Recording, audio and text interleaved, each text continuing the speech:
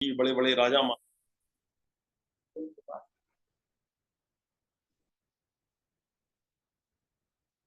तो वहां पर एक नगर वधु हुआ करती थी उसी में। वो नगर वधु जो है वो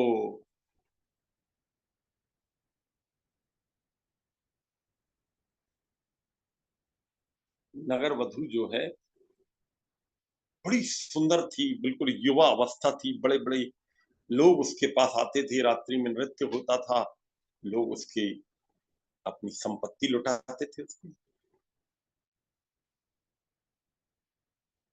तो एक दिन जब उसने देखा कि इतने बड़े संत मेरे गांव में, मेरे नगर में आए हैं, तो उनके पास गई, बोले महाराज मेरे यहाँ आप भोजन करने चले। तो वो जो आनंद थे, उन्होंने उस नगर वधु से कहा कि हे वासव दत्ते, अभी समय नहीं आया। तो उसको बड़ा अभिमान था कि इतना सौंदर्य है, इतना पैसा है, इतना सोना चांदी मेरे पास है, बड़े बड़े लोग मेरी सेवा करते हैं, मेरे पास पड़े रहते हैं बड़े बड़े श्रेष्ठी। तो उसने कहा था मैं बोलूंगी तो कौन मना कर पाएगा। लेकिन आनंद ने वहां कहा कि वासव दत्ते, अभी उस समय नहीं। समय व्यतीत हुआ, परिस्थितियां व्यतीत हुई, वासव दत्ता जो है वो वापस अपने महल में लौट गई, और धीरे धीरे उसका सौंदर्य ढल गया और वो बूढ़ी हो गई।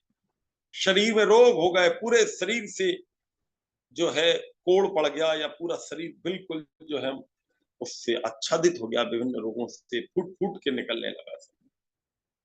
दासियां भी भाग गईं, बड़े बड़े सेठ भाग गए, जितने न्यायी थे वो भाग गए, पैसा जरूर रह गया, बाकी कुछ नहीं था उसके बाद। धीरे धीरे उसके रोगों में वो पैसा भी धीरे धीरे खत्म हो गया।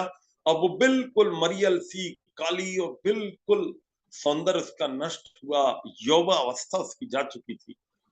और उस समय वो बिल्कुल बिलक बिलक के रोती थी कि मेरा समय कितना खराब है। नगर वधुओं का ऐसा ही तो होना। और इसी वक्त जब महीनों वर्षों व्यतीत होने के बाद एक दिन किसी ने उसके दरवाजे में खटखट आवाज आई। अंदर से आवाज आई, कौन हो? कोई उत्तर नहीं आया। वो बाहर आई, वो बड़ी मुश्किल से उसने जैसे ही दरवाजा खोला तो सामने आनंद नाम के वो तथागत जो है वो खड़े हुए थे। उसने उससे कहा, हे तथागत, जब मेरे पास सौंदर्य था, जब मेरे पास पैसा था, जब मेरी जवानी थी, और जब पूरा नगर श्रेष्ठी मेरे चरणों में पड़े रहते थे, तब तो तुम आए नहीं, अब तो मेरे पास कुछ भी नहीं है। बोले, हे वासव दत्ते, इस समय तुम्हें मेरी आवश्यकता है। आनंद वहां रहे, अपने शिष्यों के साथ उनकी सेवा की, पूरे शरीर में जो इतने उनके बड़े बड़े रोग थे उनका इलाज तथा उस समय की जो औषधियां उनसे किया। और उसके बाद तथागत ने उससे कहा कि आओ मैं तुम्हें उस राह पर ले चलता हूँ, जिस राह पर जाने के बाद व्यक्ति तृप्ति का अनुभव करता है। सिद्धांत की दृष्टि से तो यद्यपि बौद्धों के सिद्धांत हमको इतने पसंद नहीं है, ईश्वर के स्वरूप को वो लोग इतना सही नहीं मानते हैं, महापुरुष ही परमात्मा बन जाते हैं, ऐसा उनका सिद्धांत है, जिसका महर्षि दयानंद ने खंडन किया। लेकिन साधना का जो क्षेत्र है, उन्होंने वासव दत्ता को उस राह पर ले गए। आर्य सज्जनों, श्रद्धामयी माताओं, घृणा से यदि उस दिन उस महिला को वो सेवा न करते तो वो महिला पूरी तरह जो है इनकी अनुयायी न बनती। बाद में ऐसा बताते हैं कि उसने पूरा जीवन इनके जो मठ होते हैं इनके उसने समर्पित कर दिया, और बाद में उसने बौद्ध धर्म का प्रचार। मैं आपसे निवेदन कर रहा था कि जब व्यक्ति दूसरे के प्रति घृणा का भाव रखता है, उसको गंदगी की दृष्टि से देखता है, तो आर्य सज्जनों फिर वो कभी भी ईश्वर को सब जगह मौजूद नहीं मान सकते। ईश्वर को जब आप सब जगह मौजूद मान लेते हो, अंदर ईश्वर के सब हैं और सभी आत्माओं में ईश्वर है, ये भाव आपके मन में जिस क्षण आ जाता है, उस दिन आपके अंदर एक दिव्य स्थिति बन जाती है। आप चेतन चीजों को छोड़ दो, जड़ चीजें भी उसको ईश्वर से अलंकृत लगती है। जड़ वस्तुओं से भी प्रेम होता है। एक मैंने बहुत बड़े संत का कभी पढ़ा था कि वो कहीं बता रहे थे या कहीं मैंने पढ़ा था कि जैसे अपन टेबल रखते हैं तो बड़ी तेजी से रख देते, वो उसको भी बिल्कुल धीरे से रखता, उसको लगता है ये भी कोई तत्व है, ये भी कोई चेतन वस्तु है। टेबल है, कुर्सी है, पेन है, वो हर चीज को बड़े सम्मान से रखता है, उसकी पूरी व्यवस्था उचित बनाता है। आर्य सज्जनों, श्रद्धामयी माताओं, यस्तु सर्वाणि भूतानि आत्मन्नेव अनुपश्यति सर्वभूतेषु चात्मानं ततो न विजुगुप्सते। वो किसी से घृणा नहीं करता। विचिकित्सते अगर इसको आप लगा लेते हैं तो वहां पर उसको संशय नहीं रहता, उसको लगता है मेरे प्रभु सब जगह हैं, तो मैं क्यों इसमें मन में आपाधापा लाऊं कि सही गलत। उसको तो पूरा संसार एक परिवार की भांति लगता है। अरे सज्जनों, ये 4 दिन की थोड़ी सी छोटी सी यात्रा आपके बीच में थी। कल से मुझे थोड़ी व्यस्तता है, लेकिन वो मैंने फिर भी सोचा कि ये 3-4 दिन में आगे कभी फिर मिलेंगे तो इससे अगले मंत्र जो लगभग इन्हीं भावों से भरा हुआ है उसको ले लेंगे। फिर उससे अगला वाला मंत्र तो आपने बहुत बार सुना है, वो आगे फिर अगली मीटिंग में कभी अपन लेंगे। एक विषय था जो इस विषय से थोड़ा अलग था, दूर दूर से लोग जुड़े हुए हैं। 2-3 घटनाएं भारत में कल परसों के अंदर 2-4 दिन के अंदर घटी जिससे मुझे बड़ी पीड़ा पहुंची। मैंने सोचा कि और तो आप लोगों से बता नहीं पाऊंगा मैं। अभी एक बहुत बड़ी पार्टी के नेता हैं, उन्होंने एक बड़ा खराब बयान दिया है। उन्होंने कहा हिंदू लोग हिंसा करते हैं। इन भले लोगों से पूछो कि हम लोग अगर हिंसा करते हैं तो जिनके नाम से पूरी दुनिया में बुराई हो रही है इनकी हिंसा की, सारी दुनिया जिनको थू थू करती है वो लोग क्या करते हैं? प्रेम करते हैं। जाकर देखो सारे विश्व के किसी देश में चले जाए, यदि इनके नाम वाला भी कोई चला जाए, उसके सरनेम से पता लग जाए ये व्यक्ति हैं, तो उसकी बड़ी जबरदस्त जांच की जाती है। और यदि कोई ऐसा लगे भारत का सामान्य व्यक्ति तो उसकी इतनी जांच नहीं करते।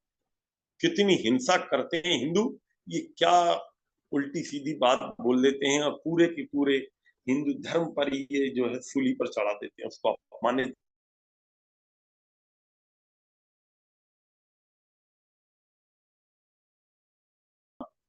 उनकी जो बेटी है उनका नाम है साक्षी सिन्हा, और शत्रुघ्न सिन्हा का जो घर है उस घर का नाम जो है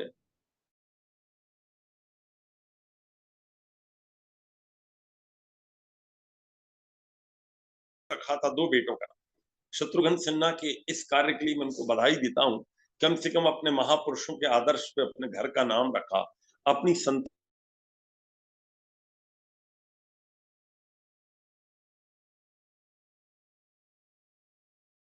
थी। और रामचंद्र जी के भी 2 ही बेटे थे, लव कुश लाहौर जो है वो लव के नाम पे बना, और कुश जो है कुशी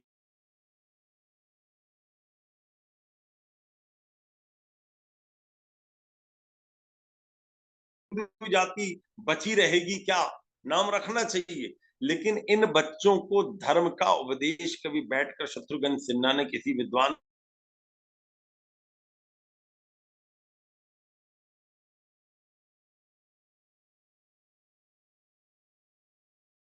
उसी रामायण नाम की जो बिल्डिंग है, वो जो भवन है करोड़ों रुपए का, उसमें जिसमें रामचरितमानस की कथा होनी थी, जिसमें वेद के मंत्रों का उच्चारण यज्ञादि होना था, उससे एक मौलवी आया और सबाना या सबा नाम उस लड़की का रख दिया गया, और वो कन्वर्ट होकर मुसलमान हो गई। और जहीर के साथ वो विदा होकर अब तो चली गई घूमने के लिए। आर्य सज्जनों, चुल्लू भर पानी में उन हिंदुओं को डूब के मर जाना चाहिए जो अपने बच्चों को धर्म की शिक्षा नहीं देते हैं। अगली पीढ़ी ऐसी आ रही है, नाम तुम रामायण रख दोगे या आर्यावर्त रख दोगे अपने बंगले का नाम, या आर्य कुंज रख दोगे, या लक्ष्मण कुंज रख दोगे, या आप सुग्रीव कुंज रख दोगे, या और कोई वाल्मीकि कुंज रख दोगे, या गौतम कुंज रख दोगे, नाम कुछ भी रख दो आप, उससे हो क्या रहा? आपने कभी धर्म की शिक्षा तो भले आदमी उन बच्चों को दी नहीं। तो सोनाक्षी सिन्हा यदि आज मुसलमान बन गई तो उसने बहुत बड़ा योगदान शत्रुघ्न सिन्हा जी, आप और आपकी धर्म पत्नी दोनों का, और भाइयों का भी लव कुश है। अब लेकिन हम लोगों की इतनी बड़ी पहुंच नहीं है कि हम उनको जाके समझा पाए, और इन लोगों के मन का स्तर भी इतना ऊंचा नहीं कि इनको कोई समझाए तो समझ ले। लेकिन और लोग तो समझ सकते हैं। अगर किसी का पैर जल रहा है धूप में, तो मुझे यहीं बैठ के समझ में जाए कि मैं धूप में जाऊंगा तो मेरा भी पैर जलेगा, तो कम से कम मैं उससे तो बच जाऊं। और तीसरी घटना जो है, दिनाजपुर नाम की एक जगह है। यद्यपि अभी मैं बांग्लादेश गया था, वहां भी एक जगह का नाम दिनाजपुर है, और यहां पर भी दिनाजपुर है अपने भारत में। वहां पर एक शरिया कानून चलता है। शरिया कानून चलने के कारण वहां पर एक गुंडा है, वो अपने हाथ से दंड देता है। एक महिला को उसने हंटर ही हंटर से कोड़े कोड़ों से कई बार मारा। उसका जो वीडियो है वो वायरल हो गया। यदि हम लोग सतर्क नहीं रहेंगे तो आने वाले महीने, आने वाले वर्ष, हो सकता है हमारे इन छोटे छोटे शहरों में, भारत के दूसरे पार्ट्स में भी गंभीर परिस्थितियां ना बन जाए। चौथी बात, नाम तो मैं उसका भूल गया, एक फिल्म का एक्टर भी है और डायरेक्टर भी है, वो मुसलमान। उसने एक हिंदू लड़की से प्रेम किया और उससे विवाह किया। उसकी जो सहेली थी उसी विवाह में आई और उसकी सहेली से उसकी मित्रता हुई, और इस लड़की से विवाह करके 6 दिन बाद उसने उसकी सहेली से विवाह कर लिया। 6 दिन के अंदर आप सभी विवाहित लोग इसमें बैठे हैं, मैं तो ब्रह्मचारी हूं, आप बताइए 6 दिन स्त्री के साथ रहे, साल भर तो उसके प्रति प्रेम और आत्मीयता का भाव होता, कितने धोखेबाज होते होंगे भले आदमी ये। 6 दिन के अंदर उसकी सहेली के कारण उसको भी धोखा दे दिया, उसको भी दे दिया। दोनों लड़कियां भी मूर्ख हैं जिनने धोखा दिलवाया एक दूसरे को, और ये लोग होते ही चालाक। ऐसी रोज की घटनाएं घट रही हैं। आर्य सज्जनों, मेरा आपसे निवेदन है, हिंदू जाति, आर्य जाति को बहुत बचा के रखने की जरूरत है। हालत बहुत खराब है, चारों तरफ से ऐसा आक्रमण चल रहा है, किसी तरह ये हिंदू जाति नष्ट हो जाए।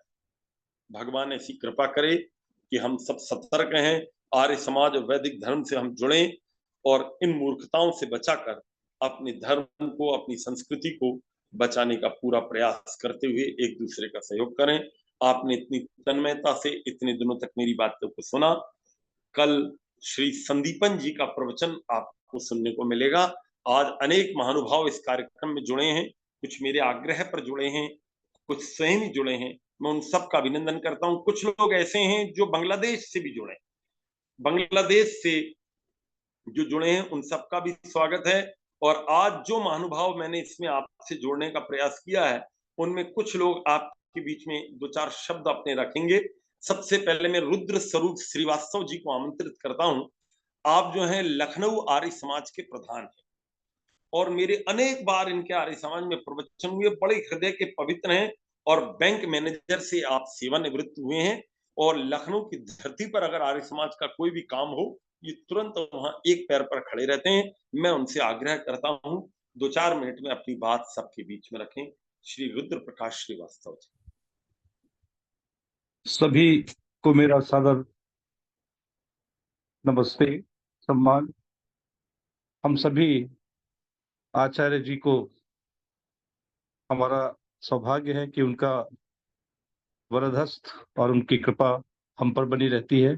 जब भी उनका लखनऊ आगमन होता है तो हम सबसे वे जरूर, मेरा सौभाग्य है कि उनसे मेरा संपर्क रहता है। आप सबका भी आपके ही माध्यम से, इस चैटिंग के माध्यम से सभी से संपर्क हुआ। सभी का मैं सादर अभिनंदन करता हूँ। और बस बाकी आचार्य जी तो है ही, और आचार्य जी के निर्देशन में भी उनके ये सुंदर वेद वचनों के सुंदर संदेश हम सबको जितनी सरलता से उनके द्वारा प्राप्त होते हैं, उसका तो ऐसा लगता है जैसे सीधे हमारे हृदय के अंदर ही उनके सारे संदेश सीधे उतरते चले जाते हैं। यही विद्वानों की विशेषता है कि वे अपने गूढ़ रहस्य बातों को भी इतनी सरलता से कह देते हैं कि वो बिल्कुल कठिनाई उसमें रह ही नहीं जाती। और आचार्य जी विशेष रूप से, मैं इसी वजह से इनका अत्यधिक सम्मान करता हूँ। कई बार मेरा इनसे संपर्क हुआ, धनपतगंज में भी हम लोग मिले हैं, और लखनऊ तो जब भी आते हैं तब हमारा संपर्क होता है। और मैं फिर निवेदन करूंगा आचार्य जी कि आप लखनऊ आए और हम सबको अपना सानिध्य प्रदान करें, हमारा सौभाग्य होगा। धन्यवाद। धन्यवाद। श्रीमती नीता आर्या जी पूना से जुड़ी हुई हैं। आप हर हफ्ते किसी विद्वान का प्रवचन रखवाती हैं इंटरनेट पर। आपका जो बेटा है वो इस समय पाताल देश अमेरिका में है और एक बेटा यहाँ है। दोनों ही बेटे बड़े धार्मिक हैं। आपका जबलपुर में पहले निवास हुआ करता था, आजकल आप पुनः एस्टेब्लिश हो गई हैं। और बड़ी भावना पूर्वक आर्य समाज का काम जितना बनता है कर रही हैं। मैं नीता माता जी से आग्रह करता हूं कि वे 2 मिनट सबसे परिचय आपका हो जाएगा, स्क्रीन पर आए। श्रीमती नीता आर्य जी। धन्यवाद आचार्य जी। आपको आज देख करके बहुत दिनों बाद बहुत खुशी हुई, और इस बात की बहुत खुशी है कि मैं आपको तब से ही परिचित हूँ आपसे, जब आप गुरुकुल से बाहर आए थे। तो एक छोटे भाई जैसा प्यार और एक स्नेह उमड़ता है आपको देख करके। हमेशा लगता है कि आप जो भी कार्य कर रहे हैं समाज के लिए, समाज के हित के लिए, वो अस्मरणीय है, अतुलनीय है और अद्भुत है। हाँ, विदेशों में जाकर के जो आपने प्रचार कार्य किया है, उसके सही में हम स्वामी दयानंद जी को नमन करते हैं कि उनके कारण हम आगे बढ़ पाए, और आप सब लोगों के सहयोग से हम इस कार्यक्रम को कर सके। विगत 4 साल से मैं ये जूम मीटिंग और गूगल मीट पे मैंने काम किया है, और लखन जी भी मुझसे परिचित हैं। मैं उनका भी अभिनंदन करती हूँ और ईश्वर से प्रार्थना करती हूँ कि इसी तरह से आप आगे बढ़ते रहें और हमको लाभ देते रहें। माता और जी। ज्ञान की गंगा ऐसे ही बहती रहे। धन्यवाद माता जी। श्री संदीपन जी बांग्लादेश से जुड़े हैं। अगर वो ना गड़बड़ हुए हों तो कृपया एक बार सामने आए। कल उनका प्रवचन भी होना है इसी में ही। आज संदीपन जी थोड़ी देर पहले तक अभी जुड़े थे, एकदम अलग ना हो गए हों, क्योंकि कनेक्शन कई बार टूट जाता है। अगर वो थोड़ी दिक्कत जा रही हो तो मैं अनगौन जी, अगर वो नहीं जुड़े, बांग्लादेश का कोई भी व्यक्ति आगे आए तो सबको अच्छा लगेगा। बांग्लादेश में आर्य समाज का कितना काम ये नए युवक कर रहे हैं, इनको आप देख पाएंगे। अंगन चौधरी जुड़े, अंगन चौधरी। प्रणाम प्रणाम। आप लोग मुझे सुन सकते हैं? हाँ, सुन पा रहे हैं। प्रणाम प्रणाम गुरुजी। मैं तो एक गेस्ट की तरफ से यहाँ पर आया था। Show your face please. चेहरा ओके। देख।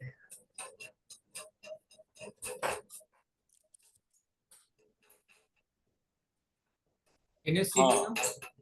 बेटा परिचय दो, आप क्या कर रहे हो, कितने पढ़े लिखे हो, कब से अग्निवीर से जुड़े हो, दोनों बातें बता दो। प्रणाम गुरुजी, मेरा नाम है अंगन चौधरी। मैं चिटागांग से हूँ, बांग्लादेश से। मैं पेशा में एक अच्छे से बोलो बेटा, धीरे धीरे। पेशा में एक सॉफ्टवेयर इंजीनियर हूँ। From Singapore. I'm working from Singapore, from Bangladesh, actually, working from home. I was invited to this meeting as a guest. Sandipan was here. I think he will contribute to the next meeting from tomorrow. And very happy to see all of the Vidwan people here. Thank you for giving me opportunity. और मैं अग्निवीर से फिर last 1 साल से जुड़े हूँ और आर्य समाज के बारे में जान सकता हूँ मौके दिए। थैंक यू गुरुजी। बहुत बहुत धन्यवाद बेटा आपका। मैं जहां तक सुन पाया हूँ, थोड़ी आवाज गड़बड़ हो रही थी। आप संभवतः इंजीनियर हैं और आप हिंदी थोड़ी कम जानते हैं, इसलिए अंग्रेजी में आपने कुछ बातें रखी।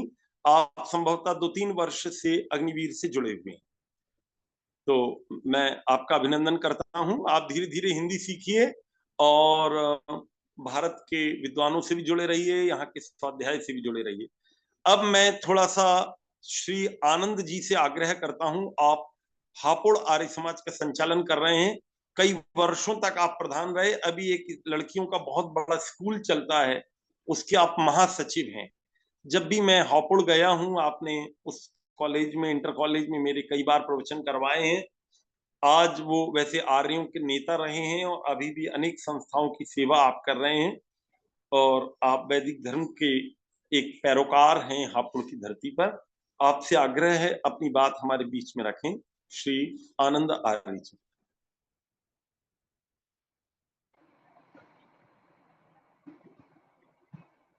के बाद माउंट आबू से। नमस्ते आचार्य जी, बहुत बहुत धन्यवाद। आज आपने मुझे इस वेबिनार से जोड़ा। लखन आर्य जी के जो वेबिनार हैं बहुत अच्छे होते हैं, मैं कई बार उसमें भाग ले चुका हूं। आज बहुत ही हर्ष मुझे हो रहा है आचार्य जी से मेरा बहुत लंबा समय से परिचय है। कितना समय हो गया ये भी मुझे याद नहीं, शायद आचार्य जी को याद हो।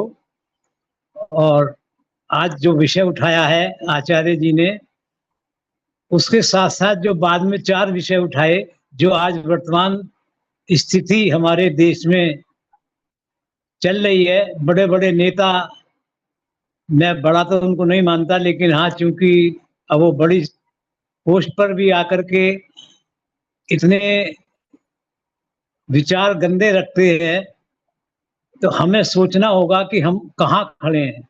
आर्य समाज, ऋषि दयानंद ने इस देश का वैदिक धर्म का रक्षक के रूप में स्थापना की थी। आज हमारा बहुत बड़ा दायित्व है कि हम अपने सभी साथियों को एकजुट करके, एक साथ मिला करके और आगे बढ़े, वेद का प्रचार करें, ऋषि दयानंद के मिशन को आगे बढ़ाएं। पुरुषार्थी जी के जो अपने नाम के अनुसार हमेशा जहां भी जाते हैं, जिस भी समाज में जाते हैं, समाज में ही नहीं जाते वो, बल्कि वहां उस देश, उस नगर के अन्य संस्थाओं से भी मिल करके हमेशा प्रचार प्रसार करने के लिए खुद भी लगे रहते हैं और हमें भी लगाते हैं। तो ऐसे आचार्य जी को धन्यवाद देते हुए यही कहना चाहूंगा कि हमें बहुत जागरूक रह करके आर्य समाज का आगे बढ़ाना है, इस देश की रक्षा करनी है। ये बहुत गहन विषय है, इसमें सभी को पूर्ण रूप से चिंतन करना है और आगे बढ़ना है, एकजुट होकर के जातिवाद को खत्म करके और अपने पूरे पुरुषार्थ के साथ आर्य समाज को हमें आगे बढ़ाना होगा। इन्हीं शब्दों के साथ मैं पुनः धन्यवाद देता हूं आचार्य जी का कि आज उन्होंने मेरे को इसके साथ जोड़ा है। सभी को मेरा सादर नमस्ते। ओम श्री शम। चिचोली से अगर जुड़े हैं, उनका नाम स्क्रीन पर दिखाई दे रहा है, श्री बद्री सोनी जी। स्वामी ओमानंद जी आ चुके हैं। हाँ भाई, उनको मैंने आमंत्रित किया, आप क्यों चिंता कर रहे हैं? बद्री सोनी जी से कहिए कि वो स्क्रीन पर आए। बद्री जी, ये तो अध्यक्ष हैं, ओमानंद जी बोलेंगे, उसके बाद क्लोज हो जाएगा प्रोग्राम। जी बद्री सोनी जी। बद्री सोनी जी। आचार्य जी नमस्कार। हाँ राजा भैया नमस्ते। आप श्री बद्री जी हैं, आपका चांदी का काम है। चिचोली हमारे इलाके में बैतूल के पास पड़ता है, भोपाल के पास बैतूल नाम का शहर है, और आप वहां पर अनेक पारायण यज्ञ अपने साथियों के, और तो आपने अनेक बार आर्य समाज का काम किया, और पुरोहित के रूप में भी आप आर्य समाज का काम, पूरी चिचोली में आपको ही याद किया जाता है। मैं आपसे आग्रह करता हूं, थोड़ा सा सबके बीच में आप अपनी बात रखें। आचार्य जी, आपका अभी मैंने प्रवचन सुना शुरू से, इदम वाष्यम वाला मंत्र, तो बहुत ही अच्छे आपने उसकी व्याख्या की। मैं आपके प्रवचन हमेशा सुनते रहता हूँ और मैं आपका बहुत बहुत आभार व्यक्त। ठीक है बद्री भैया, आप बहुत अच्छे रहो और वैदिक धर्म की सेवा करते रहो। अब मैं पूज्य स्वामी ओमानंद जी महाराज से निवेदन करता हूं कि वे स्क्रीन पर आए। आबू गुरुकुल के अभी आप पहले आचार्य ओम प्रकाश हुआ करते थे, अब आपने संन्यास ले लिया है और इस समय आप स्वामी ओमानंद जी के नाम से प्रख्यात हो गए। आप परोपकारी सभा के सदस्य भी हैं और आर्ष प्रणाली का गुरुकुल माउंट आबू में चला रहे हैं। आपके गुरुदेव स्वामी जी थे और स्वामी धर्मानंद जी ने बहुत सालों तक वहां पर सेवा की। आपने उनके सानिध्य में अध्ययन किया, उसके बाद उसी गुरुकुल को आपने पढ़कर निकलने के बाद वहीं पे ही उसको संभाल लिया। और हिल स्टेशन पर ऐसा गुरुकुल है कि देश देशांतर के सैकड़ों लोग वहां जाकर आपके बच्चों का तपस्या का भाव और वो सब देखते हैं। मैं स्वामी जी महाराज, मेरे बड़े पुराने मित्र जो हैं, उनसे आग्रह करता हूं, यदि आप सभी लोग माउंट आबू का नाम सुना होगा तो ब्रह्मा कुमारियों का वहां केंद्र भी बहुत बड़ा है। उनके बीच में जाकर इतना बढ़िया गुरुकुल स्वामी जी महाराज चला रहे हैं, इसलिए वे और भी अभिनंदन के पात्र हैं। स्वामी जी महाराज, आप अपनी बात रखें। ओम यतो यतः समीहसे ततो नो अभयं कुरु। षण्णः कुरु प्रजाभ्यो अभयं नः पशुभ्यः। श्रद्धेय समादरणीय आचार्य आनंद पुरुषार्थी जी और इस ऑनलाइन गोष्ठी के संयोजक, जो वर्षों से कोरोना काल से पिछले 3-4 वर्षों से जो निरंतर इस वैदिक प्रचार के नए आयाम को संचालित कर रहे हैं, श्री लखनलाल जी आर्य, अन्य सभी आर्य बंधुओं, माताओं, बहन,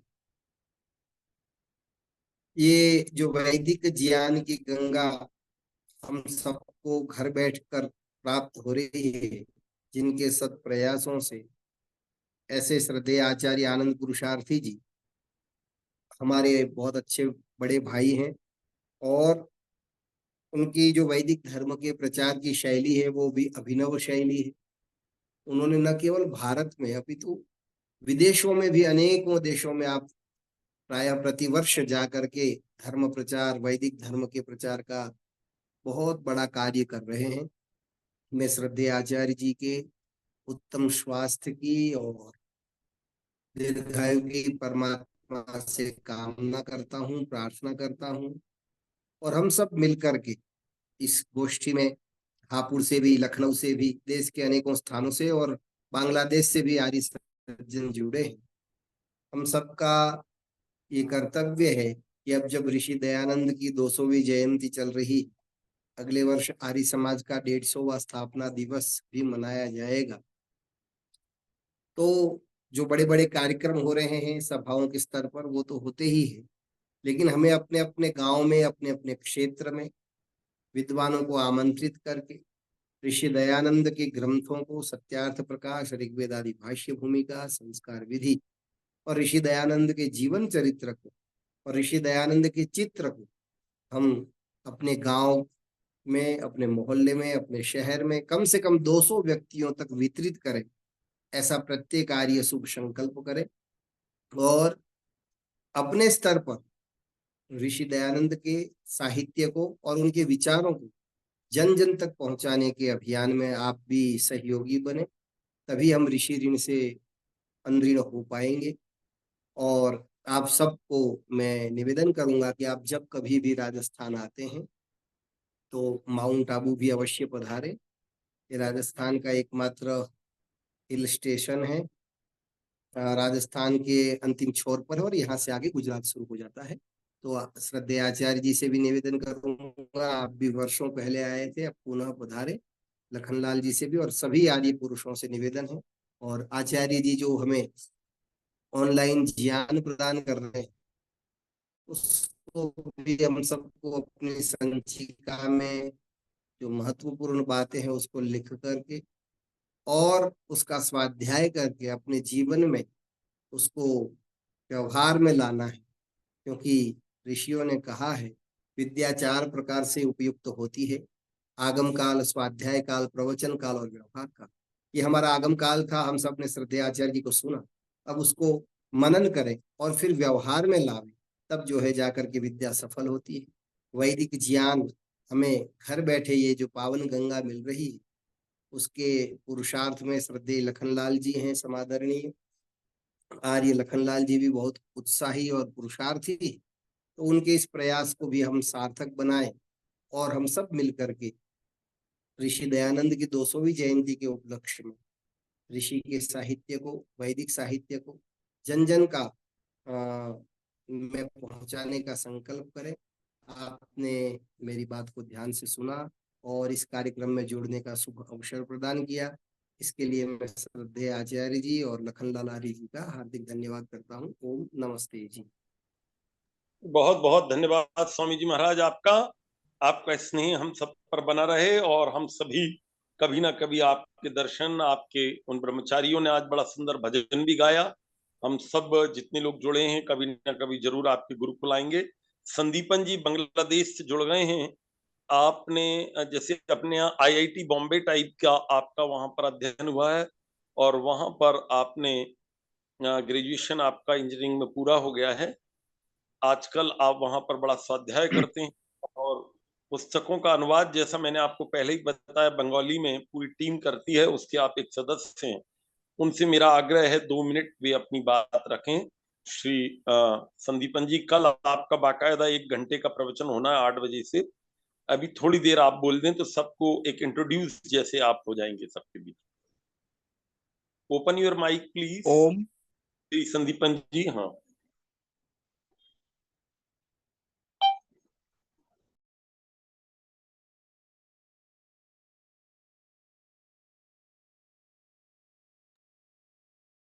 धन्यवाद अनम्यूट करने के लिए। नमस्ते सभी को। मैं बांग्लादेश से संदीपन सरकार, संदीपन आर्य, आप सभी को सादर नमस्ते।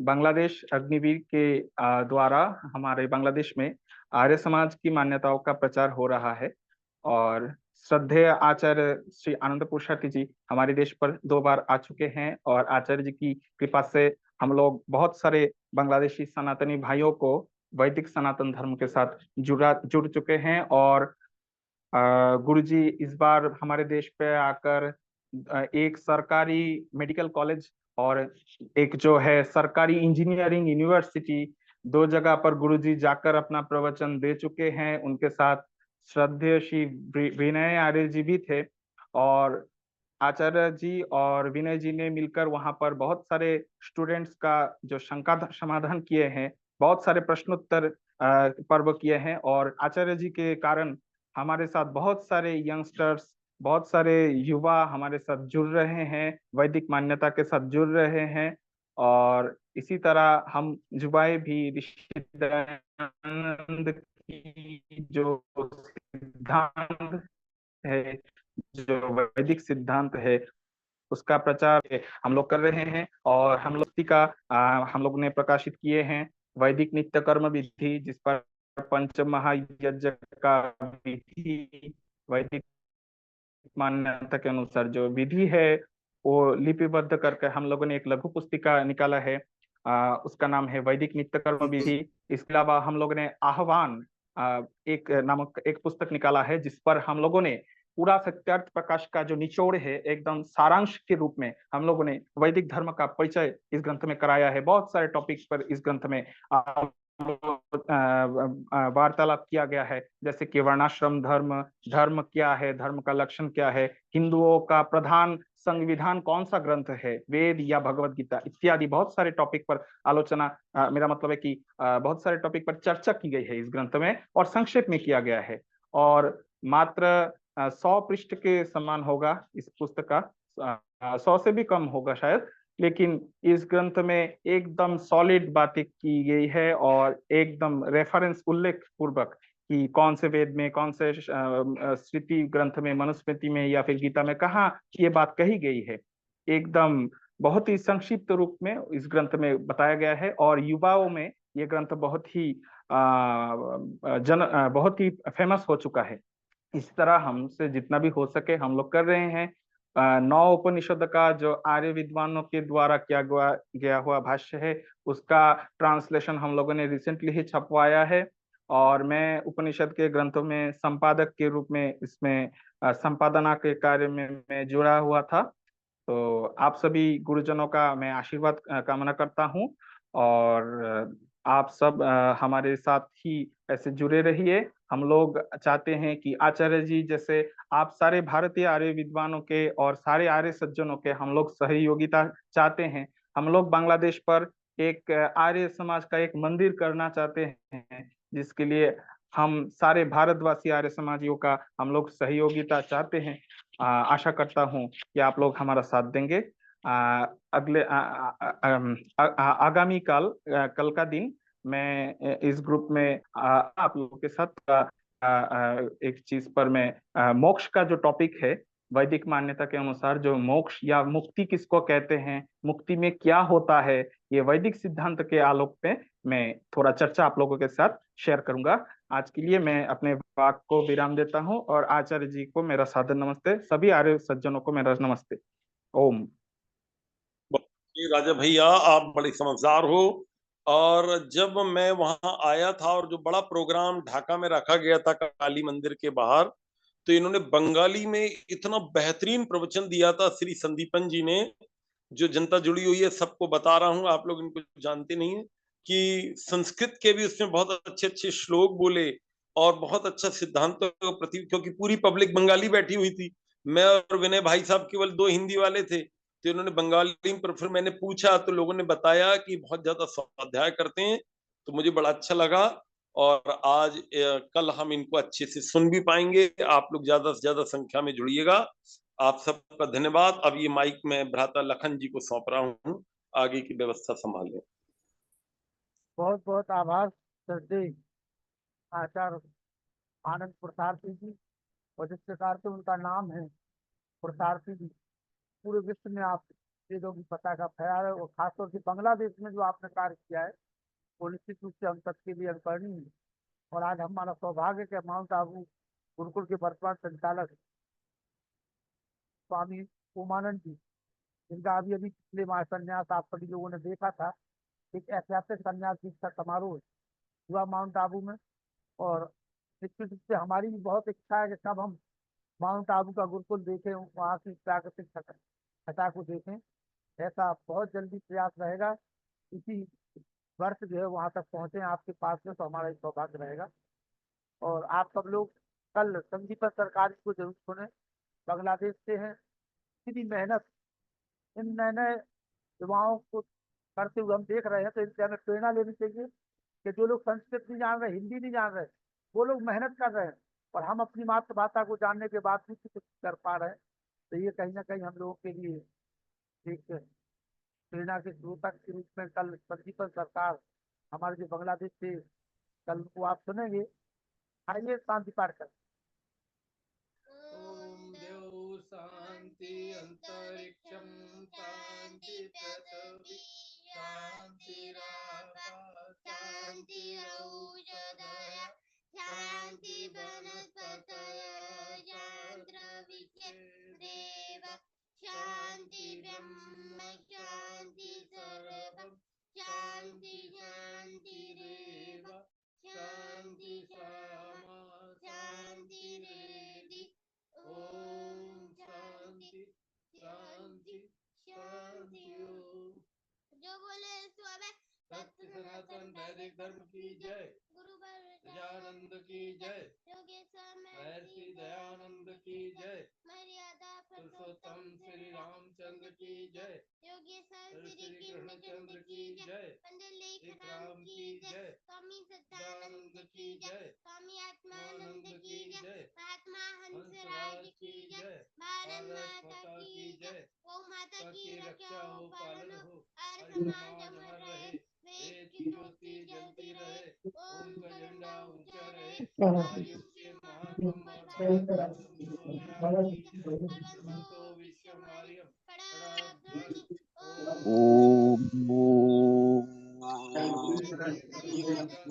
सबको नमस्ते जी। ओम सर्वेभ्यो नमः। नमस्ते जी सभी को, शुभ रात्रि।